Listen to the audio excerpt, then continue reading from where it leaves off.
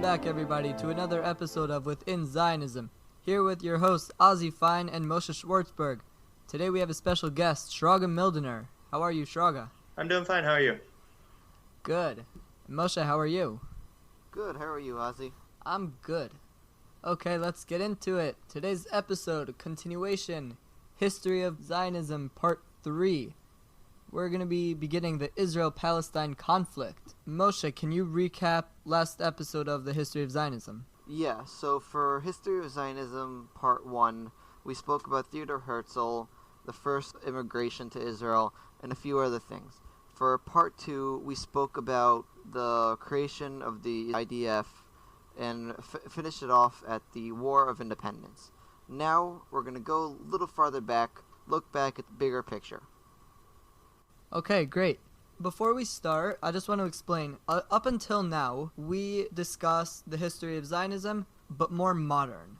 There's two, I like to call it timelines of the history. One of them is what we just spoke about in Part 1 and 2.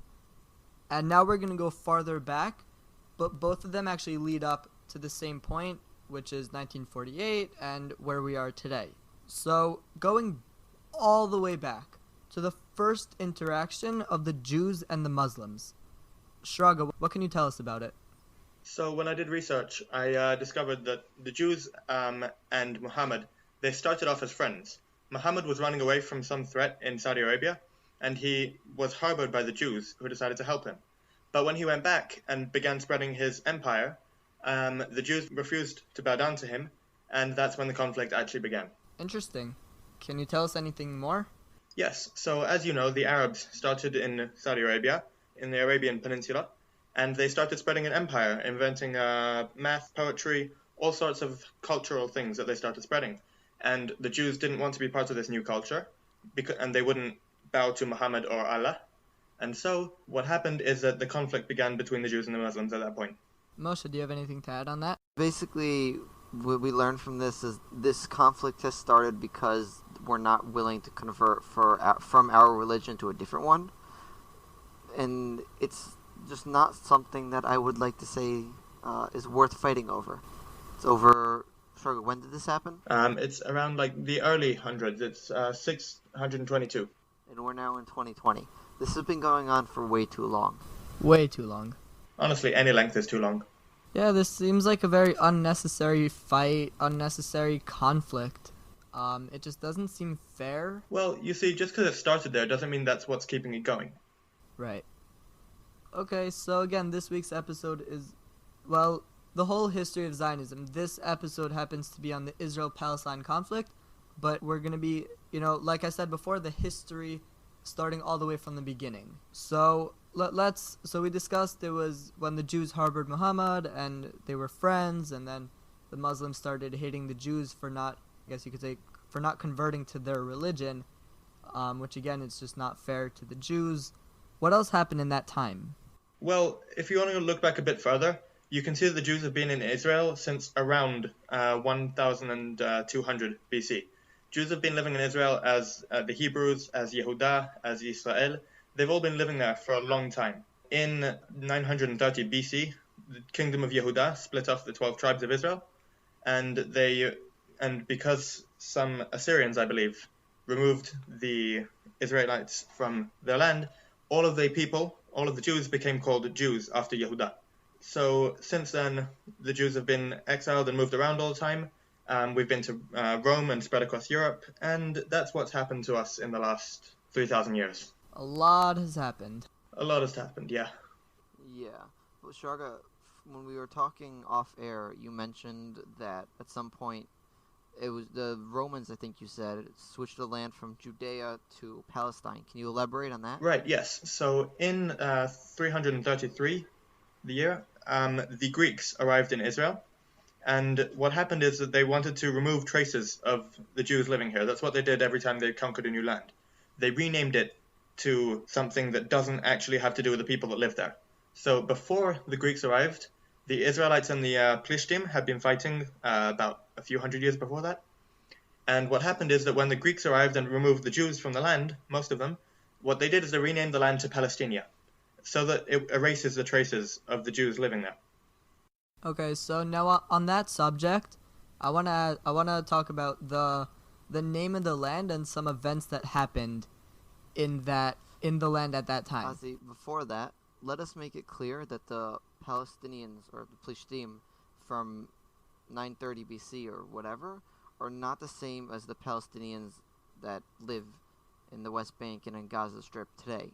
They are a different people altogether. No, not at all. Started calling themselves Palestinians after 1948, after the name of the land that they lived in.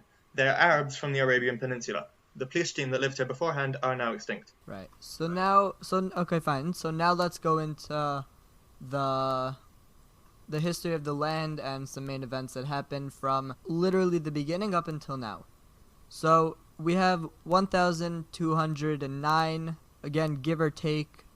The Jews were the rulers at the time, and the name of the land was Israel, Judea. Shraga, moving on to around 586 BC. You want to talk about that? Yes, that's when the Babylonians took the land, and then their empire was taken over by the Persians. During this whole time, it was named Israel, Judea, Zion. It was named all of these things. They took them to Babylon, which is, I think, modern-day Iran. And after that, in 330 BC, the Greeks arrived and renamed the land to Palestine, as we explained before. But before that, there was, in 538 BC, the Persians let the Jews return into the country. Yes, but most of the Jews actually didn't come back. Okay, but they let them. Yes, the Greeks then renamed the land to Palestine, and after that there was a small revolt from the Hasmoneans, which were Jews, and they renamed the land to Judea. Then, throughout all of history until the British Empire, the land was called Palestine and Palestinia. It was through the Romans, the Byzantines, the Muslims, the Christians, the Mamluks, the Ottomans, and then the British. It was all Palestine. And throughout that time, there was the Romans killing the Jews. There were the Crusades. They took Jerusalem. And then there was the first Aliyah in 1881. With the Ottomans. We went over in previous episodes. If you haven't listened to that, go listen to it now. And then all that leading up to the British Mandate in the 1920s, which again we spoke about last episode or 2 episodes ago. Part 1 and Part 2. Go listen if you haven't. And that's when they gave us the land. 1944, World War II. The Jews were fighting with allies against the Nazis, while the Palestinians were fighting with the Nazis. Sharka, do you have something to elaborate on that? I remember we spoke about something. Can you add to that? On the Jews and the Nazis? Indeed. Yeah. What happened is like this. The Jews living in the land decided to defend it against the Nazis by aiding the British. There was this thing called the Jewish Brigade that was founded in 1944 by the British, and there were Anglo-Jewish commanders in control of it. The Jewish Brigade was involved in the 1944 Italian campaign, the Spring Offense, the Sino River, all sorts of offenses against the Nazis and their allies. During this time, though, the Arabs in the land, led by al-Husseini, made agreements with Hitler to kick out the allies from the land and to destroy the Jews. What happened is that they led the Palestinians and the Nazis worked together to create chaos and war inside this country. Yeah, so what we see from here is the Jews aren't really I won't call them bad guys, but the evil part of this fight. I think we can all agree that the Nazis were evil. Yeah, and if you don't agree with that, then I think you need to find a different podcast that first can convince you of that, and then come back to here. Okay, so let's go back to the history side of things. We're going to get into all the different peace, two-state solution stuff in a different episode.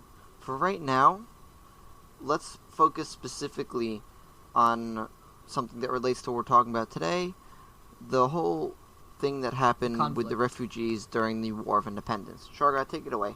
So the Palestinian refugees have been around for around 72 years at this point. The Palestinian refugees always come up in peace negotiations, and the Arabs want the Palestinian refugees to go back to where they left. The thing is, in the 1948 war, here's what happened. The Jews created a state where they were allowed to, according to the UN, And the Arab states around us all attacked the new Jewish state. There was a war of 12 armies against the one Jewish army, which had only just formed. What happened next is that there are a bunch of Palestinians, around 750,000 Palestinians living in the land, and the Arab leaders told them to leave. As said by Khalid al-Azam, I probably butchered that name, who was the Syrian prime minister in 1948, he writes that since 1948 they've been demanding the return of the Palestinian refugees to their homes, but they themselves were the one that encouraged them to leave.